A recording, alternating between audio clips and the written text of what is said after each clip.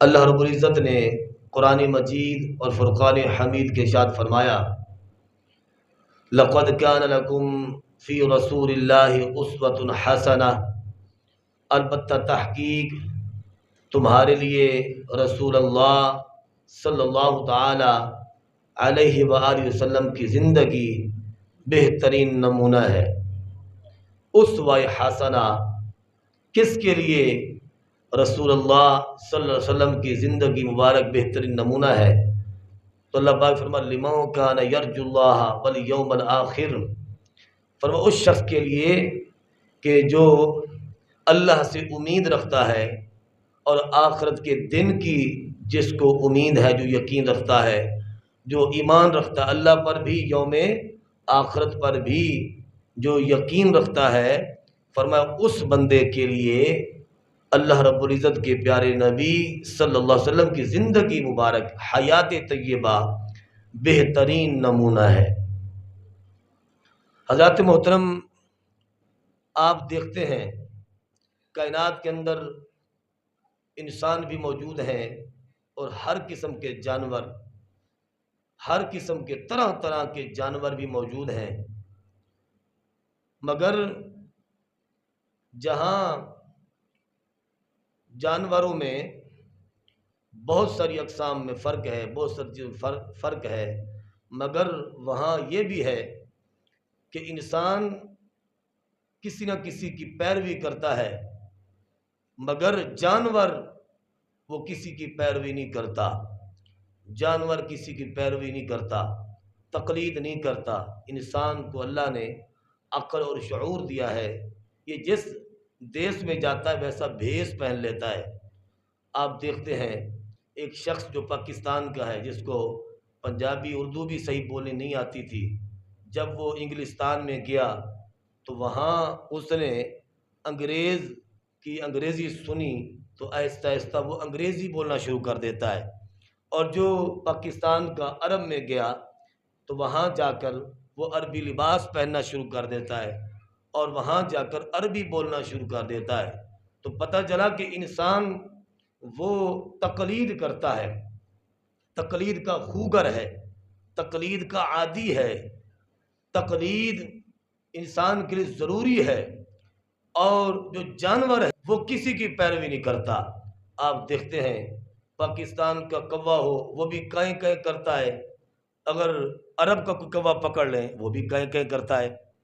آپ پاکستان کی بکری کو دیکھیں تو وہ بھی گھاس کھاتی ہے، عرب کی بکری کو دیکھیں اور انگلستان کی بکری کو دیکھیں، کیا وہ بسکٹ کھاتی ہے؟ نہیں، وہ بھی گھاس ہی کھاتی ہے۔ تو جس طرح یہاں کے جانوروں کی کیفیات ہیں، وہاں عرب انگلستان کے جانوروں کی بھی وہی کیفیات ہیں، مگر ایک انسان ہے یہ پیروی کرتا ہے، اس کا رہن سہن مختلف ہوتا ہے، علاقہ وائز غذائیں مختلف ہوتی ہیں۔ یہاں یہ ہندوستان اور پاکستان بالکل قریب قریب ہیں، ان کے لباس آپس میں اتنے نہیں ملتے، پاکستانیوں کا لباس کچھ اور ہے تو انڈین کا لباس کچھ اور ہے، بنگالیوں کا لباس کچھ اور ہے، پاکستان کی غذائیں کچھ اور ہیں تو انڈین بنگال کی، پھر آگے چلے جائیں آپ یعنی عرب کے اندر دیکھیں، اسی طرح آپ انگلستان میں دیکھیں، تو انسان تو ایک ہے مگر ہر انسان کی کیفیات احوال مختلف ہیں، زبانیں مختلف ہیں، لباس مختلف ہے، رہنا سہنا مختلف ہے، غذائیں مختلف ہیں۔ تو انسان، حضرت انسان یہ کسی نہ کسی کی پیروی کرتا ہوا نظر آتا ہے، اور پیروی بھی ضروری ہے کیونکہ پیروی کے بغیر بھی بندہ کامیاب نہیں ہوتا۔ اب یہاں پر سوال یہ بنتا ہے کہ انسان کس کی پیروی کرے؟ کیا کسی فلسفی کی کرے؟ کیا کسی منطقی کی پیروی کرے؟ کیا کسی عام سیاسی لیڈر کی پیروی کرے؟ کیا کسی ڈاکٹر کی، کسی پروفیسر کی پیروی کرے؟ قرآن کہتا ہے نہیں، وہ چاہے جتنا مرضی فلاسفر ہو، وہ چاہے جتنا مرضی منطقی فلسفی سائنسی بندہ ہو، تو سائنسدان کی تحقیق غلط ہو سکتی ہے، منطقی کی تحقیق غلط ہو سکتی ہے، عوامی لیڈر کی تحقیق جو ہے وہ غلط ہو سکتی ہے۔ انسان ان کی پیروی کرے گا، کسی انگریز کی پیروی کرے گا، کسی یہودی کی، عیسائی کی پیروی کرے گا، بھٹک جائے گا۔ کیوں کہ ان کی تعلیمات قطعی نہیں ہے، یقینی نہیں ہے۔ ہاں اللہ نے فرمایا میں نے تمہیں ایک ایسی شخصیت دی ہے جس کا علم یقینی ہے، قطعی ہے، جس کی تعلیمات 100% سچی ہیں، وہ آمنہ کے لال ہے۔ جو میرے نبی علیہ السلام کی حیات طیبہ کی پیروی کرے گا، جو تقلید کرے گا، جو میرے نبی علیہ السلام کی زندگی کو پڑھ کر، سیرت اور سورت کو پڑھ کر جو عمل کرے گا، حضور کے بتائے ہوئے پر جو اللہ کے نبی علیہ السلام نے تعلیم دی ہے، جو ہدایت دی ہے، جو حکم فرمایا ہے، ہر حکم میں بے شمار حکمتیں ہیں، ہر حکم میں بے شمار انسان کے لیے فائدے ہیں۔ فرمایا کہ جو تعلیمات میرا نبی لے کے آیا ہے وہ 100% سچی ہیں۔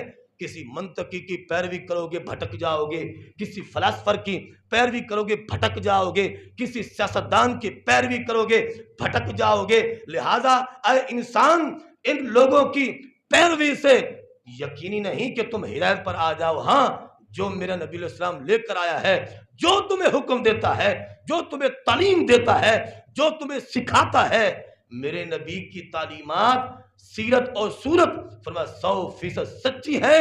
جو میرے نبی علیہ السلام کے بتائے ہوئے راستے پر چلتا ہے وہ سیدھا جنت میں داخل ہو جاتا ہے۔ اس لیے ضروری ہے کہ آج اسوہ حسنہ پر عمل کیا جائے۔ ہمارے بزرگان دین نے اس مہینے کے اندر اولیاء کاملین کے مضامین چل رہے ہیں، اللہ والوں کے مضامین چل رہے ہیں۔ کبھی سوچا ہے کہ ان لوگوں کا تذکرہ کیوں ہے؟ بڑے بڑے بادشاہ، بڑے بڑے مالدار اس دنیا سے چلے گئے، ان کا نام و نشانی نہیں ہے۔ تو ان فقیروں کا، ان درویشوں کا دنیا کائنات میں ذکر کیوں ہے؟ یہ اسلام کے کنگ ہیں، یہ اسلام کے بادشاہ ہیں، یہ اسلام کے سلطان ہیں۔ انہوں نے اپنی ذاتیات کو پس پشت ڈال دیا، انہوں نے اپنی خواہشات کو مار دیا۔ مرنے سے پہلے فرمایا کہ اپنے نفس کو مارا، اور پھر کس کی تعلیمات پر عمل کیا؟ وہ تعلیمات ہیں جو اللہ کے نبی علیہ السلام مکہ شریف سے آپ پر ہدایات عطا کی، مدینہ شریف سے آپ نے جو ہمیں ایمان دیا، جو قرآن دیا، جو احادیث ہمیں اللہ کے نبی علیہ السلام نے عطا فرمائی، ان لوگوں نے، اللہ والوں نے حضور کی تعلیمات پر عمل کیا تو اللہ نے ان کو مقام ولایت عطا فرما دیا۔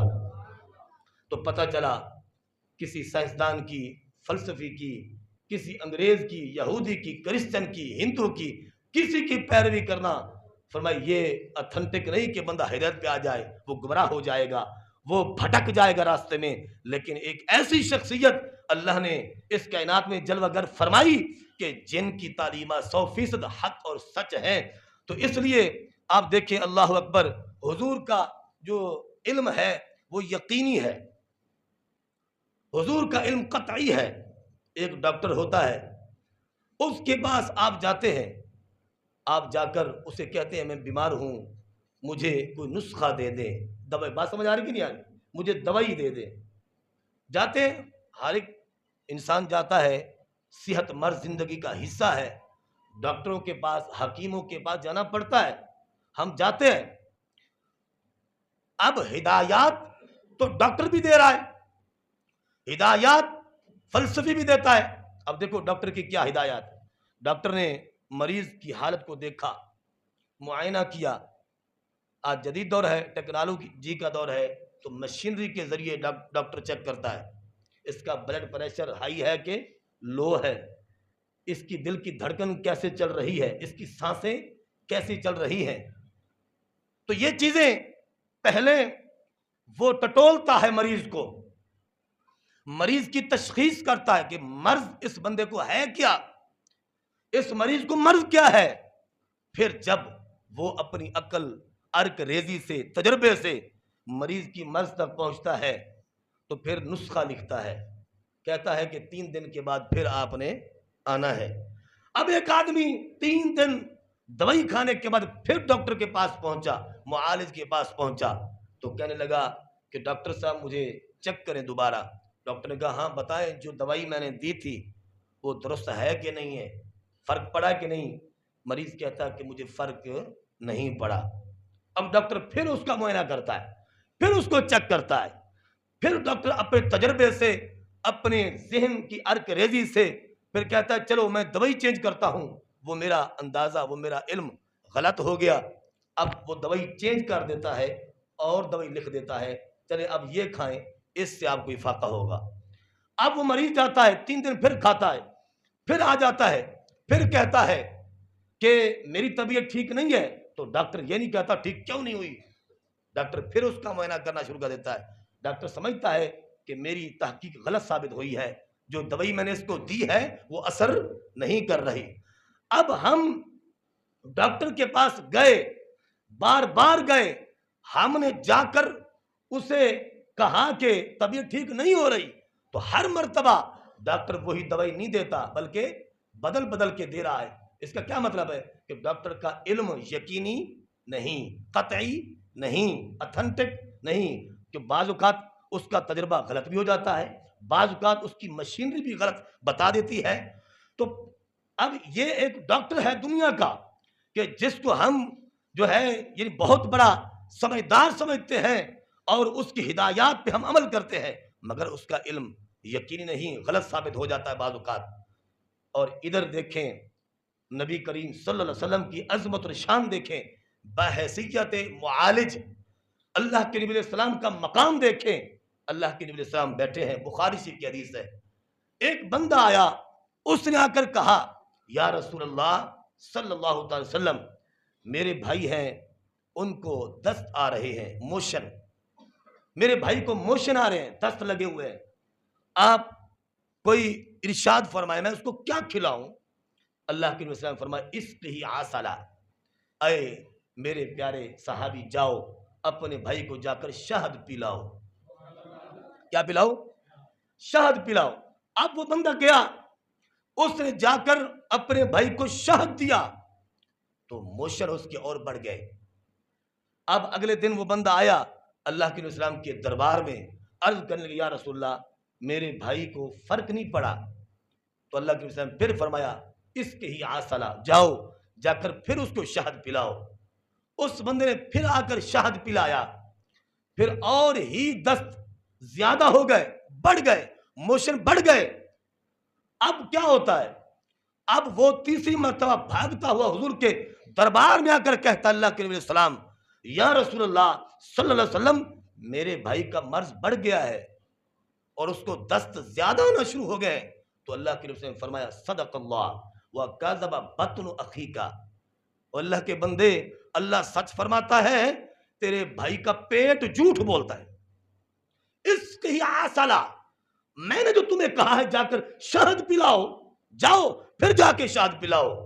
تیسری مرتبہ وہ بندہ گیا، اس نے جب اپنے بھائی کو شہد پلایا تو اس کا بھائی بالکل ٹھیک ٹھاک ہو گیا۔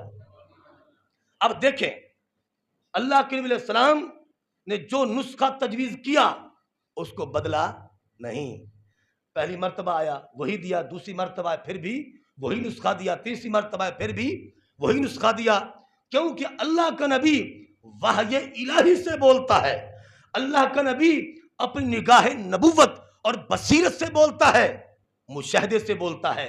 نگاہ نبوت فرمایا کہ وہ اتنی وسیع ہوتی ہے نبی کی، نبی بیٹھا فرش زمین پہ ہوتا ہے، خبر عرش بری کی عطا فرماتا ہے۔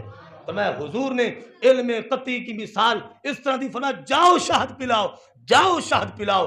اب جب تیسری مرتبہ اس بندے نے جا کر شہد پلایا تو اس کا بھائی بالکل ٹھیک ٹھاک ہو گیا۔ تو پتہ چلا ڈاکٹر کا علم یقینی نہیں، سائنسدان کا علم یقینی نہیں، فلسفی کا علم یقینی نہیں ہے، کسی منطقی کا علم یقینی نہیں ہو سکتا، مگر نبی فرمایا اس کا علم یقینی ہوتا ہے، اس کی ہدایات 100% سچی ہوتی ہے۔ اور پھر آپ دیکھیں اسی طرح فرمایا کہ یعنی کوئی جرنل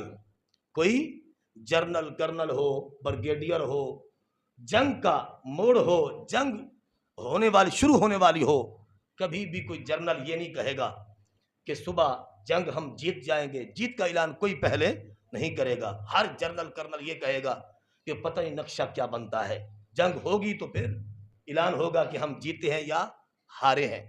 کوئی جرنل رات کو اعلان نہیں کرے گا، صبح جب جنگ ہوگی پھر اس کے بعد جو نتیجہ آئے گا پھر وہ کرنل، وہ جنرل، وہ بریگیڈیئر، وہ بتائے گا کہ ہم جیت چکے ہیں یا ہار چکے ہیں۔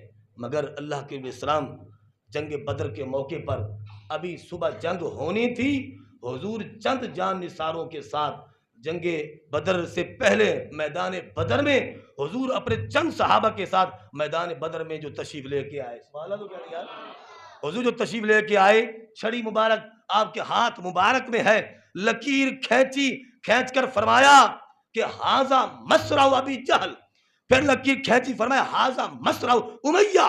حضور نے فرمایا کہ میرے صحابہ لکیر میں کھینچیے، گواہ تسی ہو جاؤ، اتنے ابو جہل نے مرنا ہے، اے اون دی قتل دی جگہ ہے، اتنے امیہ نے مرنا ہے، اتنے فلاں کافر نے مرنا ہے۔ حضور نے رات ہی ان کی لکیریں کھینچ دی اور حضور نے فتح کا اعلان کر دیا کہ کل یہ سرداران کفار جو ہے یہ مارے جائیں گے۔ حالانکہ اس وقت جو مسلمانوں کی عسکری حالت تھی وہ بالکل نہ ہونے کے برابر تھی، 313 مسلمان، 2 گھوڑے اور اسی طرح 6 زرہیں، 8 تلواریں، یہ کیا جنگی سامان ہے۔ ادھر سے کفار کا 1000 سے بھی زائد لشکر جرار وہ ناچ رہے ہیں، گانے گا رہے ہیں، وہ ان کے پاس تلواریں، ڈھالیں، سواریاں، ہر قسم کی سہولت اس دور کے مطابق وافر مقدار میں موجود تھی، مگر ادھر تو نہ ہونے کے برابر جنگی ساز و سامان تھا، مگر پھر عسکری جو پاور تھی وہ بھی کم تھی ان کی بنسبت۔ لیکن اللہ کے نبی علیہ السلام کا علم دیکھیں، یقینی علم، قطعی علم۔ یہ جو خبیث آج کہتے پھرتے ہیں بد عقیدہ ڈاکٹر ذاکر نالائق، ان کی ذریت مرزا محمد انجینئر اور اس کی ذریت جو بکواس کر رہے ہیں آج کل کہ نبی ولی کو کوئی علم غیب نہیں ہوتا، یہ اللہ کے نبی علیہ السلام کا علم غیب ہے کہ جنگ بدر ابھی ہوئی نہیں، حضور رات کو ہی میدان بدر میں داخل ہو کے اپنے صحابہ کو بتا رہے ہیں صبح ابو جہل نے بھی مرنا ہے، امیہ نے بھی مرنا ہے، اور مسلمانوں کو اللہ نے فتح عطا کرنی ہے۔ تو اللہ اکبر، رات کو ہی دعائیں حضور نے رو رو کر جب مانگی تو آسمان سے خوشخبریاں آ گئی، فرمایا محبوب علیہ السلام گھبرائیں نہیں، ہم فرشتوں کے ذریعے آپ کی مدد بھیج رہے ہیں۔ تو یہ حضور کا علم غیب نہیں تو اور کیا ہے؟ ہاں فرق یہ ہے ان کو ان کے مولوی نے غلط سمجھایا ہوا ہے، اگر وہ دین غلط بیان کرتے ہیں تو اس میں ہمارا کوئی قصور نہیں ہے۔ ذالک فضل اللہ یؤتی من یشاء، یہ اللہ کا فضل ہے، وہ جس کو چاہتا ہے جتنا چاہتا ہے عطا فرما دیتا ہے۔ اور پھر کیونکہ ٹائم ہو چکا ہے تو آپ دیکھیں، یعنی حضور کی جو سیرت ہے اسوہ حسنہ حضور کا، اس پر ہر ایک کو عمل کرنا چاہیے، ہر مسلمان کو۔ فرمایا کہ جو حضور کے اسوہ حسنہ پر عمل کرتا ہے اس کی یہ زندگی دنیا کی وہ بھی پاکیزہ ہو جاتی ہے، اور پھر قبر حشر میں بھی اللہ اسے کامیابی عطا فرماتا ہے۔ آپ دیکھیں، بات کو میں ختم کرنے والا ہوں، یہ 1-2 دن پہلے اقوام متحدہ کا یہ یعنی وہ کیا کہتے ہیں کہ دن منایا جا رہا تھا، سالگرہ جس کو کہتے ہیں، اقوام متحدہ کا، ٹھیک ہے، ادارہ ہے نا جو انگریز کا، جو کہتے ہیں امن کا داعی، وہ کہتے ہیں ہم دنیا میں کائنات میں امن پھیلا رہے ہیں، حالانکہ ان کا امن صرف انگریزوں اپنے یہودیوں کے لیے، کفار کے لیے ہے، الکفر ملت واحدہ، مسلمانوں کے لیے ان کا کوئی امن نہیں ہے۔ کیا ان خبیثوں کو کشمیر میں ہماری ماؤں بہنوں کی عصمتیں لٹتی ہوئی نظر نہیں آتی؟ کیا غزہ میں کیا ہو رہا ہے؟ گاجر مولی کی طرح لاکھوں مسلمان بچے، بیبیاں شہید ہو گئی ہیں، کیا ان پلیدوں کو وہ نظر نہیں آتا؟ کیا لبنان کے اندر کیا ہو رہا ہے؟ فلسطین میں کیا ہو رہا ہے؟ یہ بکواس کرتے ہیں۔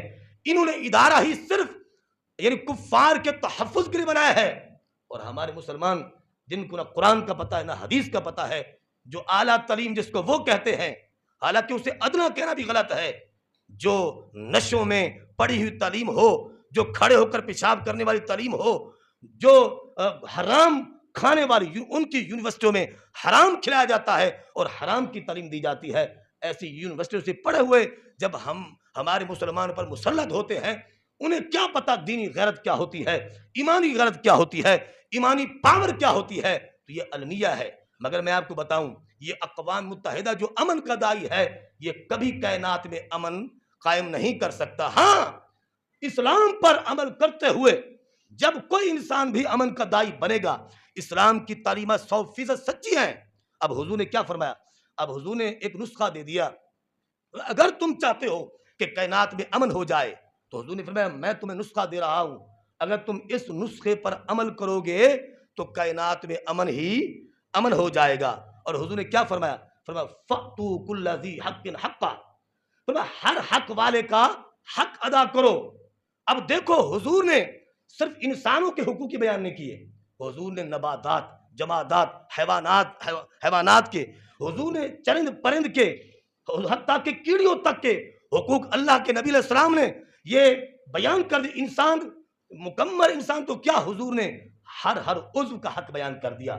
فرمایا کہ آنکھ کا حق یہ ہے کہ یہ غلط استعمال نہ ہو، غیر محرم عورت کو نہ دیکھے، یہ آنکھ کا حق ہے۔ اور ہاتھ کا حق کیا ہے؟ فرمایا یہ غلط جگہ پر نہ چھوئے۔ اور پاؤں کا حق یہ ہے کہ غلط کام کی طرف نہ اٹھے۔ فرمایا یہ حقوق کس نے بیان کیا ہے؟ اللہ کے نبی علیہ السلام نے بیان کیا ہے۔ فرمایا انسان پورا تو درکنار، حضور کی تعلیمات تو اتنی پیاری ہے، وسیع ہے کہ انسان کے ہر عضو کی تعلیم اللہ کے اسلام نے ہمیں عطا کر دی ہے۔ تو فاتو کل ذی حق حقا، فرمایا جب ہر حق والے کا تم حق ادا کرو گے، شوہر اپنی بیوی کے حقوق ادا کرے، اپنی اولاد کے حقوق ادا کرے، اولاد اپنے ماں باپ کے حقوق ادا کرے، ماں باپ اپنی اولاد کے حقوق بیان کرے، ہمسایہ ہمسائے کے حقوق بیان کرے، فرمایا شہری شہر کے حقوق بیان کرے، ادا کرے، فرمایا جو بھی جس پر لازم ہے، جو فرض بنتا ہے، فرمایا فاتو کل ذی حق حقا، فرمایا جو ہر حق والے کا حق ادا کرتا رہتا ہے، فرمایا اس کی زندگی امن کا گلدستہ بن جایا کرتی ہے۔ تو حضور نے یہ نسخہ دیا ہے، اگر حضور کے نسخے پر عمل کیا جائے گا تو پھر کائنات میں تنظیمیں بنانے کی ضرورت ہی نہیں ہے، پھر امن ہی امن پھیل جائے گا۔ اللہ تعالی ہم سب کو پیارے نبی علیہ الصلوۃ والسلام کی سچی تعلیمات پر عمل کی توفیق نصیب فرمائے۔ وما علینا الا البلاغ المبین۔